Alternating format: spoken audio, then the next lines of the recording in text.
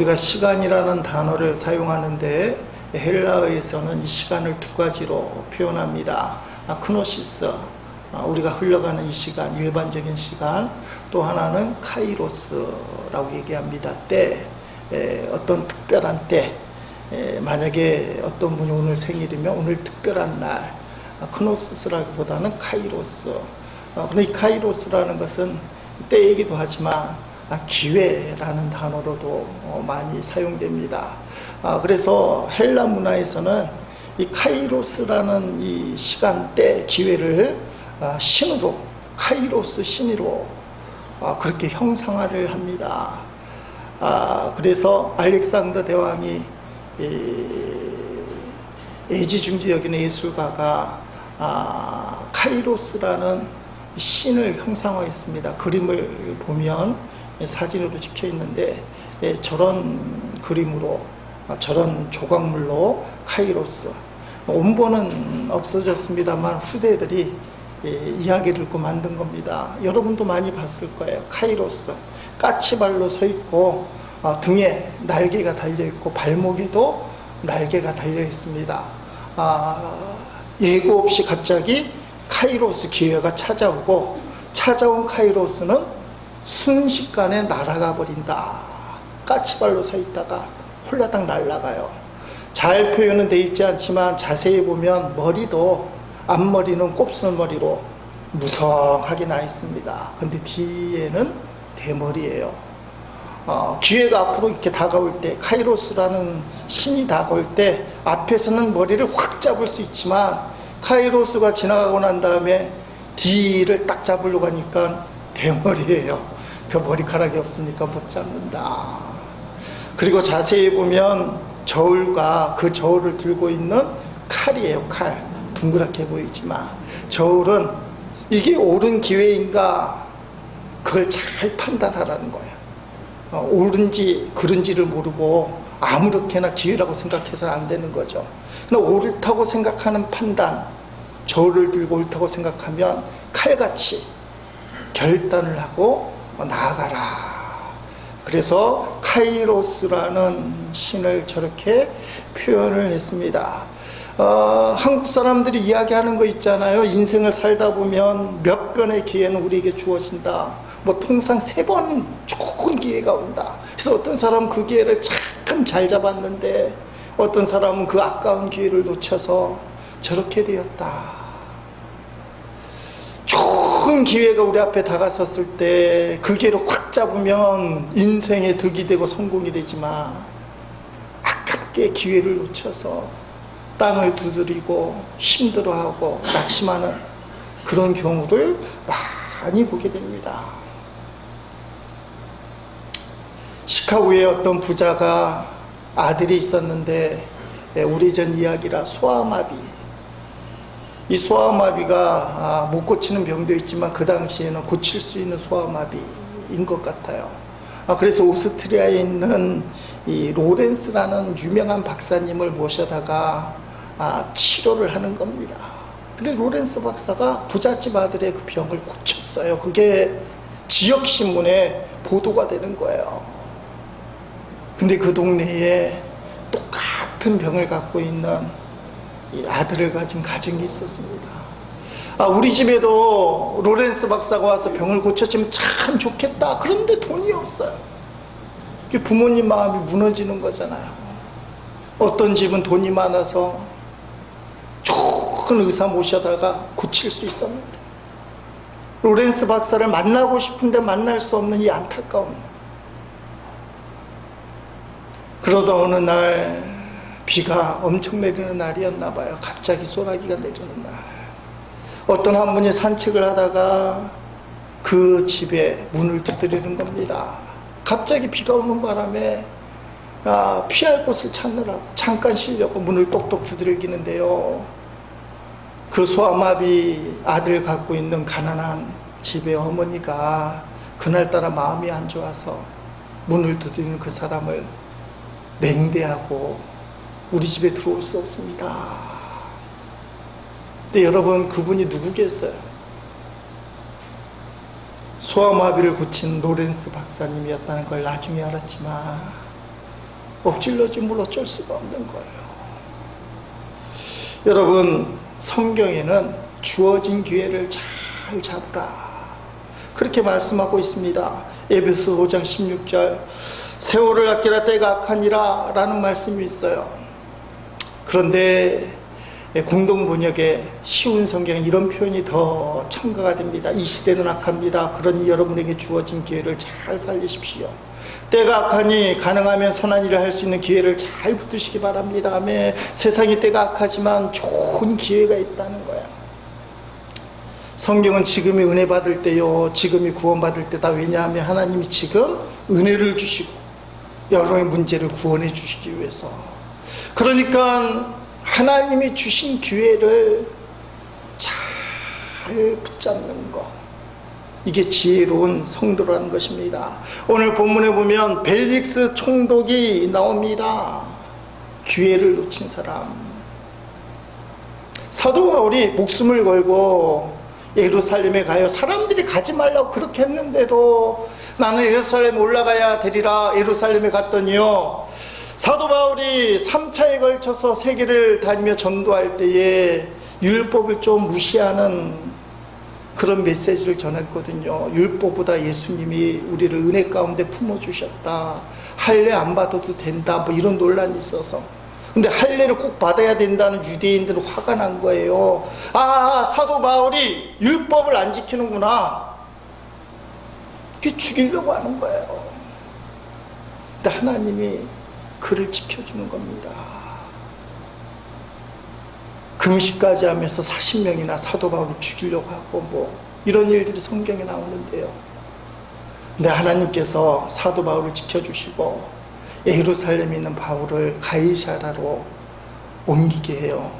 예루살렘은 유대인들이 장악하는 그런 도시지만 로마가 치려하던 그 당시 행정도시, 새로운 중심지가 가이사라예요. 그래서 총독은 가이사라에 사는 겁니다.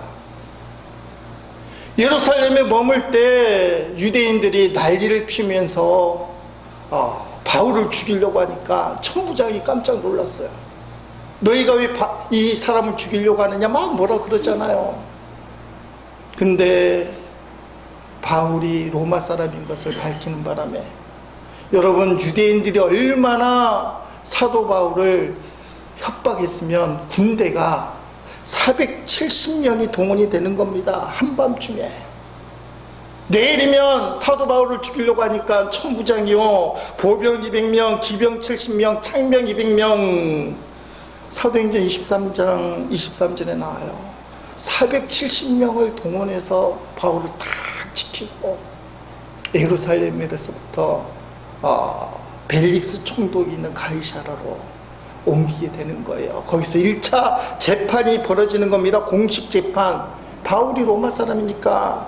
유대인들은 그 당시 대제사장 아나리아, 또 로마법과 유대법의 정통한 변호사 더들로라는 말 잘하는 사람을 동원해서 재판이 벌어지는 거예요. 근데 이 말 잘하는 더들로가 뭐라고 얘기해도 사도 바울이 아주 당당하게 그리고 강직하게 변호를 하는 겁니다. 난 죄가 없다. 이 벨릭스가 그 모습을 다 본 거예요. 사도 바울의 너무 당당한 그 모습을 보니까요, 벨릭스 마음이 감동이 됐어요. 오늘 보면 24절 시작이 부인을 데려다가 복음을 들었다, 그렇게 기록하고 있어요. 이때 사도 바울이 전한 복음이 뭐냐? 25절에 나와요. 사도 바울이 무슨 복음을 전했느냐? 벨릭스하고 부인이 앉아있는데 사도 바울이 의와 절제와 장차 오는 심판을 강론하니 벨릭스가 두려워하여. 여러분, 지금 재판장이 누구예요? 벨릭스 총독이에요. 벨릭스 총독이 바울의 목을 치고 있어요. 죽이기도 하고 석방시키기도 하고. 그러면 죄수인 바울에게 있어서 재판장에게 할 말이 있다면 어떤 말을 해야 되겠어요? 재판장이 듣고 싶은 말, 재판장이 다 듣고 네 말을 듣고 보니 옳다, 참 고맙다, 다 떡이 되고 생명이 되고 득이 되고 필요한 말을 해주는구나, 마음이 흡족한 말. 아니, 그 말을 해야 되잖아요. 재판이 계속될 텐데. 근데요, 이 말을 딱 듣고 재판장 벨릭스의 얼굴이 낯이 바뀌어요. 두려워하여. 사도 바울이 이렇게 정신없는 사람이에요. 아니, 눈치를 봐도 그렇잖아요. 재판장 앞에 재판장 마음을 괴롭게 하는 얘기를 왜 해요? 온갖 좋은 말, 달콤한 말. 그래서 재판장 벨릭스의 마음을 얻으려고요, 좋은 말들을 해야 되는데 사도 바울이 복음의 진수를 얘기했어요. 세 가지: 의와 절제와 심판. 이게 바울이 참 묘한 사람이에요. 근데 이런 면을 하나님이 쓰시는 것 같아요. 사람의 눈치를 안 보는 거예요. 당신이 나를 재판하는 재판장이지만 당신도 구원받아야 될 하나님의 사람이 돼야 됩니다. 자기의 생사를 잡고 있는 사람 앞에서 여러분, 의와 절제와 심판을 얘기하고는 재판장이 두려워요. 두려워요. 내용이 사실은 무시무시한 거예요. 우리는 예수님 믿기 때문에 별거 아니지만 이 벨릭스 총독에게는 엄청난 거예요. 첫째가 의라는 거예요. 의.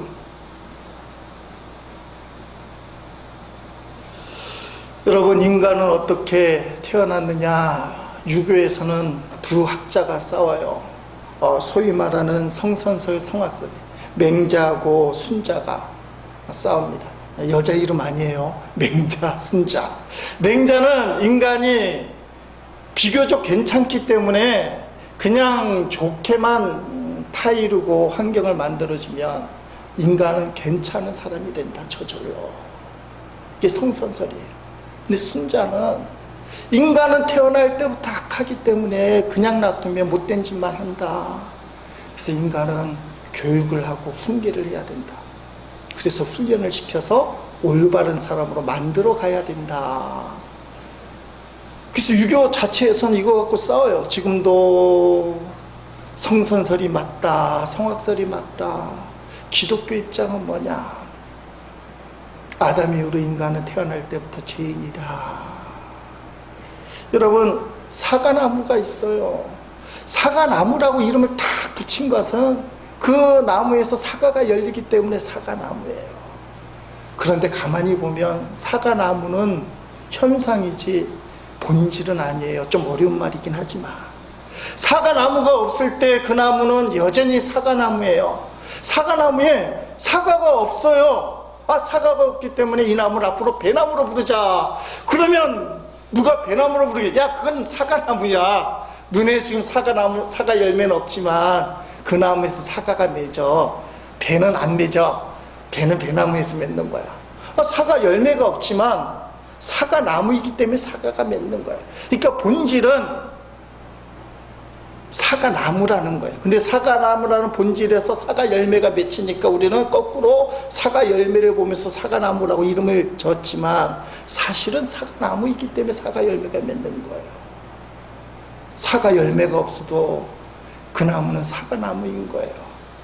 똑같이 적용됩니다. 루터부터 어거스틴까지 이 원리를 얘기해요. 인간은 태어날 때부터 죄를 갖고 태어난다. 죄를 짓기 때문에 죄인이다 라는 말이 아니라 죄인이기 때문에 죄를 짓는다.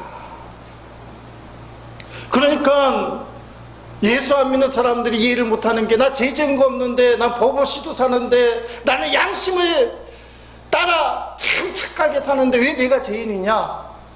죄의 열매가 없어도 당신은 죄인이에요. 사과 열매가 없어도 사과나무는 사과나무예요. 본질이 사과나무니까. 본질의 인간이 죄를 졌기 때문에 죄인이라는 거예요.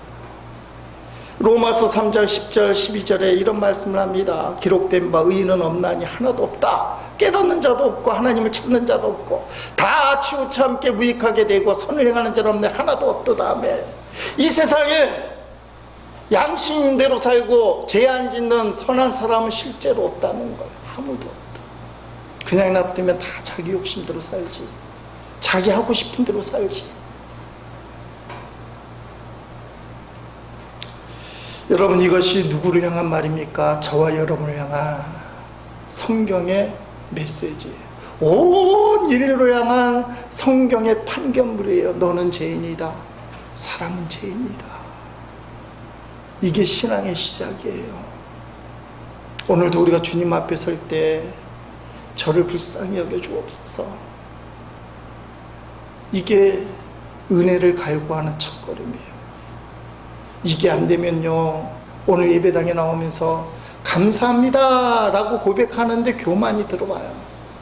내가 그래도 일주일간 잘했지 우쭐대고 뭔가 알아주기를 바라고 하나님도 인정해 주기를 바라고 나쁜 건 아니에요. 근데 그 자세는 무너질 수 있어요. 겸손이 없는 신앙일 수 있어요. 물론 성숙한 신앙인은 하나님에 향한 죄성을 인정하기 때문에 그 죄성 위에 감사가 쌓이지만, 그러나 성숙하지 못한 교인이 감사만 붙들고 하나님 앞엔 공로만 붙들고 우쭐대기만 하면요, 이상하게 하나님이 치셔요. 마음을 상하게 해요. 오늘 기분 좋게 예배 드리러 왔는데 야, 마음이 이렇게 아프지? 때로는 사람들 말에 탁 찔려요. 저 사람이 나한테 그러지? 때로는 목사한테도 찔리고 옆 사람 한마디가 찔려요. 왜냐하면 우쭐대니까 내가 한 게 있는데 나를 알아주지도 않고 왜 이런 말을 들어야 되지? 그러면 무너지기 시작해. 은혜가 안 가요. 신앙의 시작은 죄인이에요. 예수 믿어도 용서받은 죄인이고, 지난 일주일간도 내가 죄가 있는데 하나님 감사합니다. 그래서 심하게 얘기하면 이 세상에서 제일 나쁜 놈은 나다, 이 마음 먹을 때가 가장 큰 은혜가 있네요. 나보다 나쁜 놈은 없다. 바울이 늘 하는 얘기, 나는 죄인 중에 개수다. 하나님 앞에 가장 귀하게 쓰임받고 하나님 앞에 가장 존귀하게 붙들림 바 됐어도 나는 죄인 중에 개수다. 이게 있어야 돼요. 여러 번 강조하는 이야기지만요, 누가복음 5장에 보면 베드로가 생계를 유지하기 얼마나 애썼습니까? 결혼도 해서 장모님도 함께 살고 부인도 있고 자식이 있는지는 없어요. 근데 그날따라 밤새 수고했는데 고기 못 잡았다는 거예요. 그냥 보통 사람이 고기 못 잡는 거랑 가장이 고기를 못 잡는 거랑 틀려요. 갈릴리 바다, 갈릴리 호수라고도 얘기하지만 거기에 베드로 고기라고 지금도 있어요. 밤에만 잡는 고기. 밤새 고기를 못 잡았어요. 갈릴리 바다 안 다녀본 곳이 어디 있겠어. 여기 안 잡히면 저기. 아침이 되니까 이제 포기해야 됩니다. 이제는 없어요. 그물을 싣고 있는데 예수님이 오셔요. 사람들을 대동하고. 예수님이 그날따라 베드로 배에 탁 타시니 좀 띄워라. 왜냐하면 사람들 앞에 설교를 하셔야 되니까. 말씀을 전하실 때 베드로가 그걸 들었어요. 그물을 씻으면서. 일이 끝난 거예요. 밤새 고기 잡았으니까. 근데 예수님이 뭐라고 얘기합니까? 베드로에게 이제 깊은 곳에 가서 그물을 내리라. 여러분, 이게 말씀의 능력이에요. 오늘 벨리스는 말씀을 안 들었지만 절망 가운데, 낙심 가운데 그물을 쓰던 베드로가 주의 말씀을 들으니까, 이게 말도 안 되는 얘기예요. 갈릴리 바다에서 잔뼈가 굵은 베드로 입장에서는 밤에만 있는 고기가 이 새벽 아침에는 없단 말이에요. 지난 밤에 그물을 안 내린 곳이 없단 말이에요. 헛수고 있지만 고기 한 마리 잡으려 그렇게 일을 썼는데요, 예수님이 어부도 아닌데 목수잖아요. 깊은 곳에 그물을 내리라. 이상해요. 머리는 아닌데 베드로가 주님, 밤새 수고를 했지만 고기를 못 잡았습니다, 이 말 해요. 그러니까 성깔이 있다 이거예요. 이 말은 뭐냐면 당신 말은 안 맞아요, 그 말이에요. 밤새 어부 입장에서, 전문가 입장에서 고기 못 잡았어. 이 아침에, 낮에는 그 밤에 잡는 물고기는 한 마리도 없어요. 근데 그 다음 말이, 머리로는 당신 말을 받아들일 수 없지만 이상하게 영이 움직여요. 유명한 말 하잖아요. 말씀에 의지하여 깊은 곳에 가서 그물을 내리리이다. 이 영이 반응하는 거예요. 말씀에 의지하여. 절망이에요. 상식은 안 되지만 뭐 세상 말로 하면 속는 셈 치고 일 수도 있어. 주님이 말씀하니까, 금을 씻으면서 말씀을 듣다 보니까 마음이 뜨거워지고 영이 감동이 되니까 머리는 아닌데 마음은 그런가 보다, 한번 해보자 혹시나 하는 마음에 그냥 깊은 곳에 그물을 내렸더니 여러분이 알다시피 그물이 찢어질 정도로. 한번 그림을 그려보세요. 베드로가 그물 던질 때 신나고 즐겁게 그물을 던져보세요 이렇게 던졌을 거예요. 에이, 제가 보기에는 후자예요. 그냥 속는 셈 치고. 그 그물 씻으면서 예수님 말씀 들어보니까 헛소리 하실 분은 아니시네. 어떤 영적인 감동. 에이, 그래도 이거 안 되는 건데. 깊은 곳은 무슨, 그 마음이 있지만 이상하게 영이 발동이 되는 거야. 그래서 탁 던졌더니 그물이 찢어질 정도의 고기가 잡히니까 베드로도 깜짝 놀라고 주변에 있는 사람들도 깜짝 놀라. 이건 말이 안 되는 얘기다. 그때 베드로가 예수님 붙잡고 예수님 만세, 예수님 만세, 감사합니다, 감사합니다 하면 그걸로 끝나요. 이야기는 기적 한 번 일어났다. 근데 이상한 일이요. 금을 씻을 때 베드로에게는 절망감이 있었거든요. 어떤 말? 내가 이것밖에 안 돼. 내가 이것밖에 안 돼. 집에 장모님, 마누라, 애들은 있을지 없을지 모르지만 어떻게 먹여 살리지? 이것밖에 안 돼. 우리 가장들은 그걸 느낄 거예요. 목사도 그걸 느껴요. 물질 문제 때문에 이것밖에 안 돼. 자녀들을 잘 키워야 되는데 이것밖에 안 돼. 이 한계, 나는 어쩔 수 없나 봐. 근데 주의 말씀을 듣고요, 이상하게 영이 이끌리는 대로 순종했더니 그물이 찢을 정도 고기를 잡았는데, 잔치를 벌여야 될 밤에 갑자기 베드로가 그물을 놨던 손을 탁 놓더니 예수님 발 앞에 엎드리고, 성경엔 울었다는 표현이 없어요. 울먹이면서 주님, 나는 죄인입니다. 나를 떠나소서. 이렇게 고백하는 바람에 이야기가 전개가 되잖아요. 베드로가 예수님의 수제자가 되었다. 사람을 낚는 어부가 되었다. 스토리가 전개가 되는 거예요. 여러분, 신앙생활이 자신의 한계성을 탁 느끼고 난 이것밖에 안 돼 할 때 주님 앞에 고개를 숙이고 기적을 맛보잖아요. 그때 영성 깊은 사람은 진짜 죄성을 보는 거예요.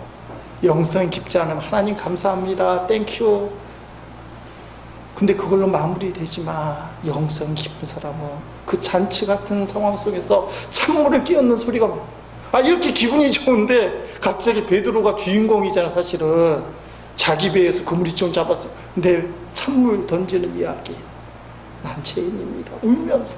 난 지금 한참 웃어야 될 때. 이게 신앙의 시작이에요.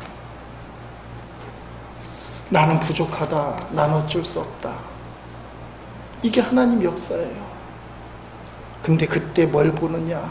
주님의 말씀 한마디만 하니까 상식적으로 잡히지 않을 고기가 그렇게 모여들고 기적을 맛봤는데요, 그냥 좋아만 하는 게 아니에요. 육은 좋지만 영이 갑자기 예수님이 어떤 분인가를 직관적으로 표현해. 직관적. 이해할 수 없지만 주님은 하나님의 아들이고 그리스도이시구나. 나중에 베드로가 마태복음 16절에 고백하지만요, 그걸 머리로 이해되는 것이 아니라 직관적, 영이 깨닫는, 하나님 앞에 나는 죄인이다.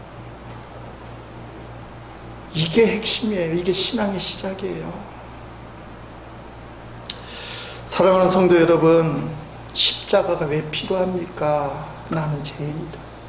그래서 오늘도 십자가 은혜가 필요해요. 심한 말로 죄성이 없는 사람, 죄성에 대한 민감함이 없는 사람은 예수님을 만나도 나그네 대하듯이 만나요. 지나가 버려요. 오늘 예배를 드리지만 주님을 그냥 구경하다가 지나가 버려요. 나의 주님이 안 돼요. 은혜를 못 받아요. 감사할 수는 있으나 깊은 곳에서부터 주님을 만나는 영적인 체험. 나는 부족한 자고 나는 이것밖에 안 되고 근데 나를 사랑해 주시는구나. 베드로가 느낀 게 뭐였겠어요? 주님이 나를 뭐라고 나에게 이런 은혜를 주실까? 방금 전까지만 해도 이것밖에 안 되나 실망하고 절망하고 낙심한 베드로가 주님을 만나니까 채워지잖아요. 채워지는데 영적인 갈망이 생겨요. 나는 죄인이구나. 그러니까 성도는요, 은혜를 깊이 누릴수록 바울의 고백, 나는 죄인 중에 괴수다, 이게 점점 보이는 사람이에요. 그래서 신앙생활 잘하는 사람일수록 겸손하다는 말이 맞아요. 왜냐하면 자신의 죄를 심각하게 생각하니까. 말씀대로 기뻐하고 감사하지만 늘 주님을 향해서는 부족한 종을 사랑해 주시니 감사합니다. 사도 바울이 지금 벨릭스에게 이 복음을 이야기하는 거, 십자가. 너 의롭다고 생각하지? 그렇잖아요. 로마의 총독. 여러분, 벨릭스에 대해서, 절제에 대해서 얘기하는데, 이 벨릭스는 특이한 사람이에요. 노예 출신인데 형님 잘도 갖고, 형님이 로마 황제에 빌붙어서 아주 성공한 사람이에요. 그랬더니 노예 출신이요. 그 당시 노예 제도잖아요. 노예는 물건 취급받았던 시대에 로마에 임명받은 총독이 되었으니 대단한 사람이에요. 사실은 벨릭스가 그냥 개천에서 용난 정도가 아니에요. 노예가 물론 형님의 도움 때문에 유대 총독이 되었지만, 여러분, 벨릭스가 부인 드루실라를 데려와요. 이 드루실라도 대단한 여자예요. 예수님 당시에 그 어린아이를 죽인 로마, 그 어린아이를 죽인 그 헤롯 왕을 헤롯 대제라고 불려요. 헤롯 대제. 예수님 당시 헤롯 대제의 손녀예요. 쉽게 말하면 어렸을 때 시집가고요. 벨릭스 눈에 탁 들어왔는데 왕한테 시집갔다고 보여져요. 근데 벨릭스가 뺏어왔어요. 나중에는 이 여자가 예루살렘을 정복한 로마의 장군이 있어요. 유대가 로마한테 까불다가 전멸당한 마사다 전투, 유명한 전투잖아요. 몰살당하고, 그 티투스, 성경은 디도라고 얘기하는데 티투스 장관한테 또 시집가는 것이 드루실라. 쉽게 말하면 벨릭스도 성공을 위해서 수단과 방법을 가지지 않고 결혼도 3번 이상 하고, 드루실라도 이 남자 저 남자 갖추지 않고 결혼을 하나. 그러니까 성이 문란해요. 사실은 말로 표현할 수 없는, 로마 시대의 성적인 타락은 말로 표현할 수 없어요. 기록들이 어마무시한데, 하여튼간 이 사람들에 대해서 뭘 얘기해요? 의에 대해서. 두 번째가 절제. 지금 다 성적인 타락을 알고 있는 거야. 국민들이 손가락질을 하고 있어요. 벨릭스 총독 저거는 노예 출신 주제에 결혼도 막 하고 아무 여자나 막 하고, 저 부인 드루실라는 똑같아. 벌써 어린 나이에 시집가서 16살 때 벨릭스에 왔다고 그러는데, 좀 기록이 좀 이상해요. 16살 때 2번째 시집을 왔다 뭐 이렇게 막 하는데, 그 앞에서 사도 바울이 뭘 얘기해요? 절제. 무슨 절제를 얘기했을까요? 성적인 절제. 한마디로 얘기하면 음란한 두 남녀 부부 앞에 음란하면 안 됩니다. 사람들이 보고 있고 하나님도 보고 계십니다. 근데 벨릭스가 바울의 생사를 쥐고 있는 재판장이잖아.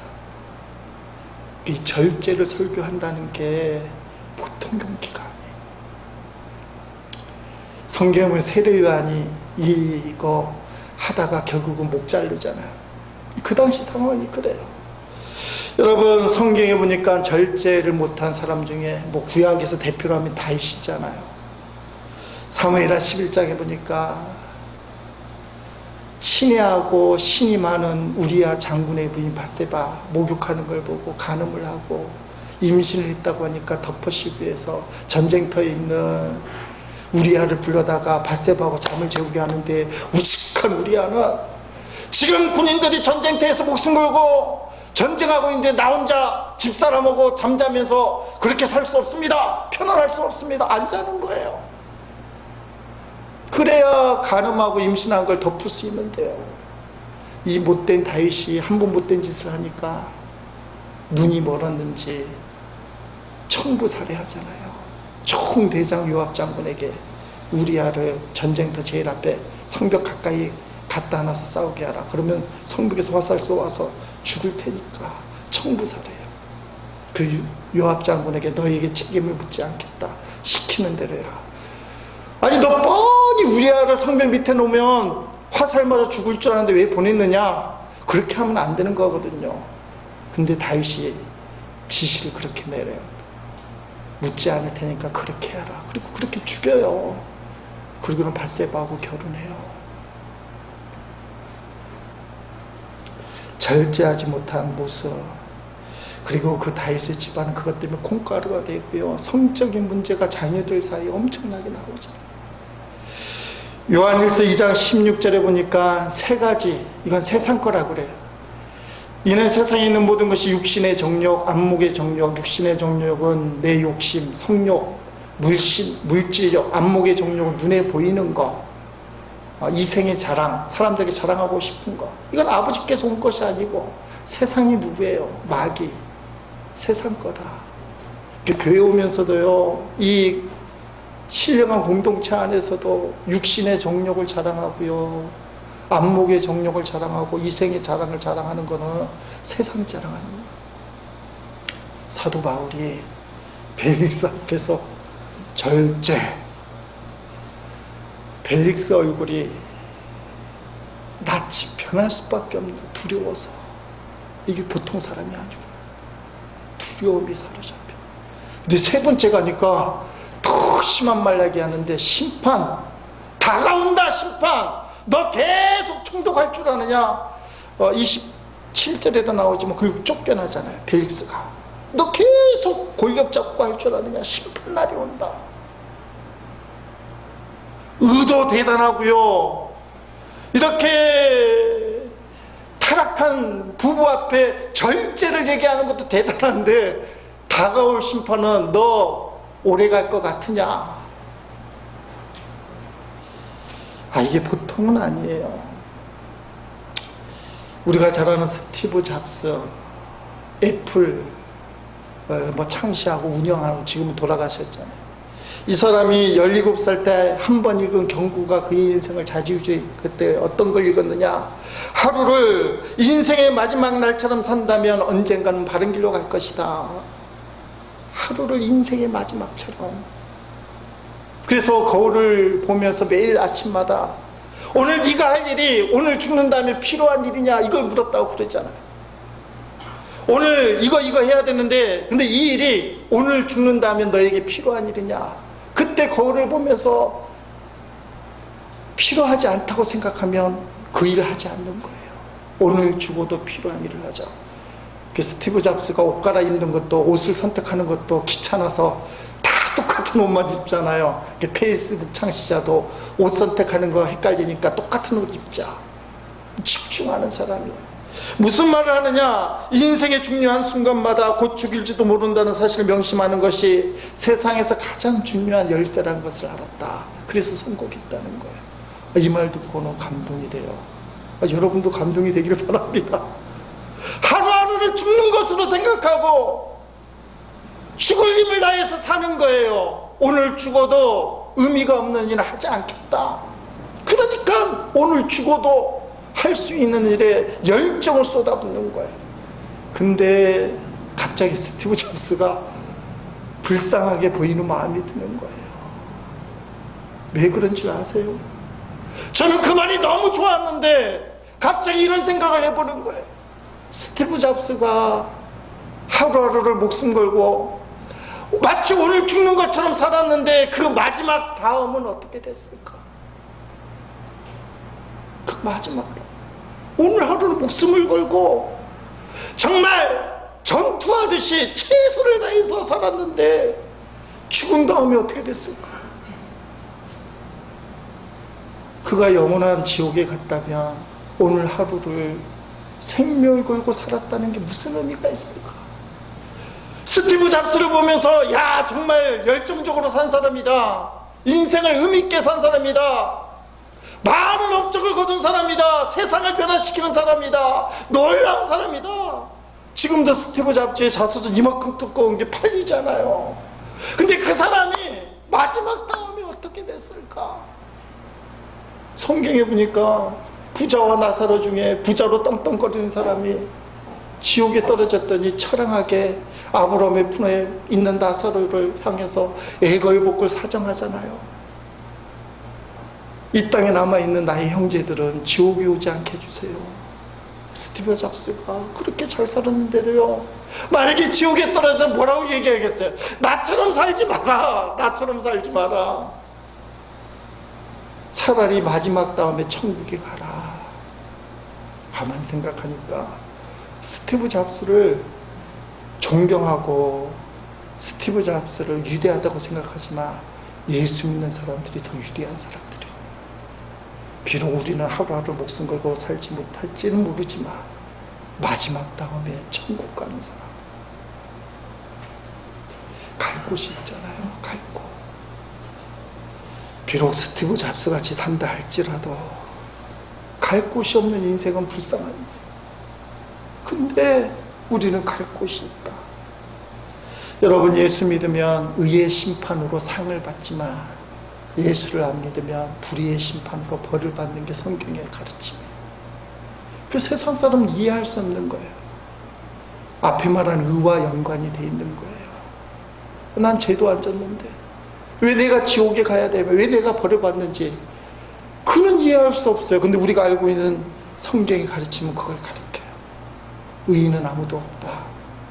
너는 예수를 믿어야 돼. 예수 믿어야만 마지막 다음에 천국을 가는 것이다. 지금 벨릭스 앞에 바울이 그 얘기하는 거예요. 너가 인생을 끝나고 어디 갈 거냐? 심판이 다가올 것이다.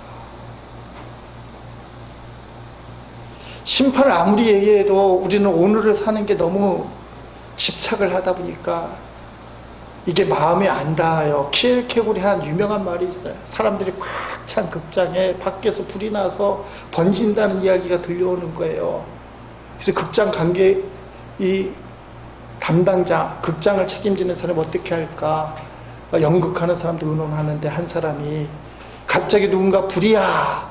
그러면 이 수많은 사람이 우왕좌왕하면서 서로 밟히고 어쩌다가 많은 사람이 죽을 위험이 있기 때문에 연극하는 배우가 무대에 서서 차분하게 얘기합니다. 여러분, 지금 극장 밖에 불이 났습니다. 그러나 차분하시고 뒤에 문이 있고 양쪽에 비상구가 있습니다. 가까이 있는 분들부터 천천히 나가시면 모두가 나갈 수 있습니다. 근데요, 관객들이 저 사람 연기를 진짜 잘하네. 어떻게 진짜 저런 얘기할 수 있지? 야, 연기 기가 막히게 하네. 갑자기 박수를 쳐주는 거예요. 이 사람은 지금 불이 났다고 실제 상황을 얘기하는데 관객들은 그게 아니고 지금 연기 중에 한 부분이구나. 그러다가 불이 번져서 극장에 불이 탁 떨어지니까 우왕좌왕 이미 늦어버린 거야. 불이 확 번지는 거야. 키엘케고르가 얘기한 마지막 종말의 때를 표현한 내용이에요. 실제 상황이 그런 게 아니에요. 사람들은 예수님이 다시 오신단 말 들으면 그렇지 하지만 현실적으로 받아들이기 힘들어요. 저도 힘들고. 근데 그 의식은 필요하다는 거예요. 근데 그거보다 더 중요한 의식은 그 마지막 이후에 어느 곳으로 갈 것이냐. 바울이 지금 그 말을 하는 거예요. 그 말. 자기 생사를 지고 있는 벨릭스 앞에서 의를 얘기하고 부도덕하게 살면 안 돼도 절제를 얘기하고 심판을 얘기하는 거예요. 그랬더니 벨릭스가 아까 두려워한다고 얘기했지만 그 다음 말이 재밌어요. 우리가 읽은 개정성경과 개역성경이 틀린데 개역성경에 나와 있는 이 단어가 표준어인지는 모르겠어요. 한번 읽어보겠습니다. 사도행전 24장 25절 말씀 다 같이 읽어보겠습니다. 바울이 의와 절체와 장차오는 심판을 강론하니 벨릭스가 두려워하여 대답하되 시방은 가라. 내가 틈이 있으면 너를 부리리라 하고 하며, 원래 말씀 제목은 시방은 하려고 했는데 이게 표준말인지 모르지만 개역성경에는 시방은 가라. 찔렸잖아요. 근데 그 말을 안 들어요. 윗사람이 아랫사람에게 뭘 부탁을 했어요. 그랬더니 아랫사람이 시방은 안 되고요, 앞으로 틈이 생기면 해드리겠습니다 하면 윗사람의 마음이 안 좋아요. 저게 나를 무시하나. 그런데 아랫사람이 윗사람에게 부탁을 했더니, 그래, 시방은 들어주지 않지만 내가 검토해서 들어주도록 할게. 좀 아쉽지만 한순간에 거절하지 않고 받아준다니까. 그건 사실 고마운 거예요. 그러니까 윗사람이 시방은 아니지만 다음에 할게 하는 건 괜찮지만, 아랫사람은요, 시방은 아니고요, 다음에 하겠다가 큰일 난다 이 말이에요. 그런데 하나님 앞에 묵상을 하다 보니까 그런 마음이 드는 거예요. 우리가 하나님 앞에 부탁을 하면요, 하나님은 웬만하면 시방은 들어줄게. 우리 강신원 집사님 말처럼 전라도 사람인지 모르겠어라지, 이게 표준어인지 아닌지 모르지만 시방은 들어줄게. 때로는 시방은 아니지만 검토해서 응답해 줄게. 하나님 우리 위에 계신 분이니까 넉넉하게 받아주는데요, 하나님 아랫사람인 우리 자신은요, 하나님 이런 말씀을 주시면, 부탁을 하면 시방은 안 되지만 틈이 있으면 해줄게요. 벨릭스처럼 한다는 거예요. 여러분, 벨릭스가 하나님을 위로 보는 것이 아니라 아래로 보는 거예요. 바울이 죄수지만 하나님 말씀을 전하는데 그 하나님을 자기 아래로 보는 거예요. 그래서 시방은 안 되지만 틈이 있으면,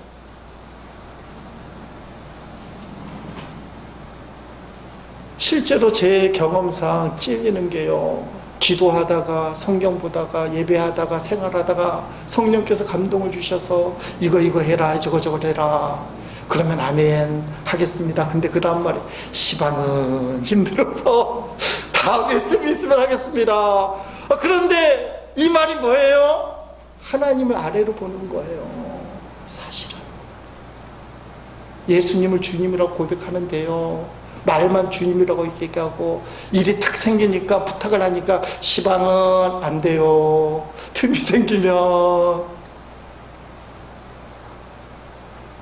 왜 그럴까요? 왜 주님이 높이 안 보일까요? 베드로는 주님이 높이 보였어요.